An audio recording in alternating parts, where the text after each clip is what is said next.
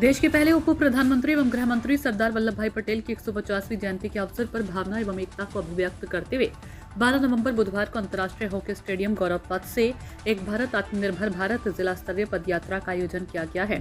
Unity मार्च में जनप्रतिनिधि, अधिकारियों, कर्मचारियों, खिलाड़ियों, विद्यार्थियों सहित नगरवासियों ने समाज में एकता और सद्भावना का संदेश देने के उद्देश्य से शहर में यूनिटी मार्च पदयात्रा निकाली। इस पदयात्रा में बड़ी संख्या में विद्यार्थी, सामाजिक संगठन, जनप्रतिनिधि और नागरिक शामिल हुए। यात्रा के दौरान एक भारत श्रेष्ठ भारत और हम सब एक हैं जैसे नारों से शहर गुंजायमान हो उठा। आयोजन का उद्देश्य लोगों में आपसी भाईचारे, राष्ट्रीय एकता और सामाजिक सौहार्द को बढ़ावा देना था। आज यूनिटी मार्च पदयात्रा राजनांदगांव के अंतर्राष्ट्रीय हॉकी स्टेडियम से निकलकर गौरव पथ, कमला कॉलेज चौक, अंबेडकर चौक, प्यारेलाल चौक, नया बस स्टैंड चौक, गौरव स्थल होते हुए गुरुद्वारा चौक पर यूनिटी मार्च का समापन हुआ। इस आयोजन में मुख्य रूप से विधानसभा अध्यक्ष डॉक्टर रमन सिंह की उपस्थिति भी रही। विश्वनाथ देवांगन की रिपोर्ट।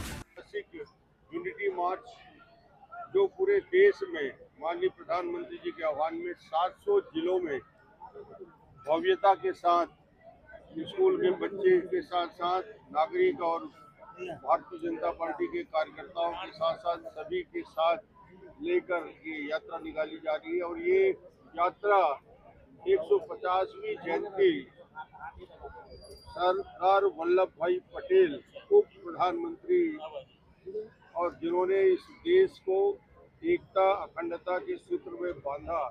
562 रजवाड़े थे यानी हिंदुस्तान में आज़ादी के बाद 562 अलग अलग राज्य थे जो अपने आप को राष्ट्र कहते थे।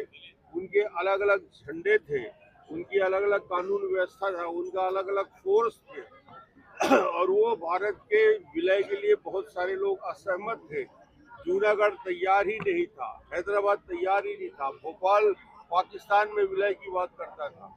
उस दौर में जब भारत के टुकड़े होने की स्थिति दिख रही थी, वल्लभ भाई पटेल ने दृढ़ता पूर्वक 562 रजवाड़ों का विलय भारत के गणतंत्र गणराज्य में किया और आज ये भारत एक सूत्र में है। तो वल्लभ भाई पटेल की श्वेत क्रांति, दूध क्रांति यदि आई है देश में तो वल्लभ भाई पटेल की वजह से आज जिस सपना को पूरा नरेंद्र मोदी जी ने किया 370 हटा के, उस जम्मू कश्मीर को पंडित जवाहरलाल नेहरू ने जिस प्रकार अपने नीतियों से, तुष्टीकरण की नीतियों से जिस प्रकार लगातार देश के लिए खतरा पैदा किया, उस सपना को मोदी जी ने पूरा किया। और वल्लभ भाई पटेल चाहते थे संपूर्ण विलय। और आज इसी अभियान में सब हम लोग लग के देश को ये जानकारी छुपाया गया कि वल्लभ भाई पटेल की भूमिका इस देश के लिए सबसे बड़ी थी।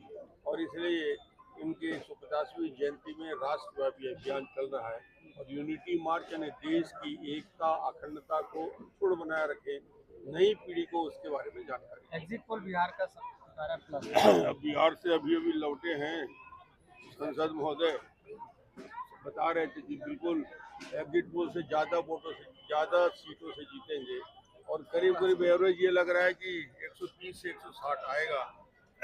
और ये निश्चित रूप से भारतीय जनता पार्टी की, मोदी जी की, अमित शाह की रणनीति की और कार्यकर्ताओं को महत्व। बिहार में बाहर है माने। बिहार में सरकार बन रही है, बाहर है 14 तारीख को।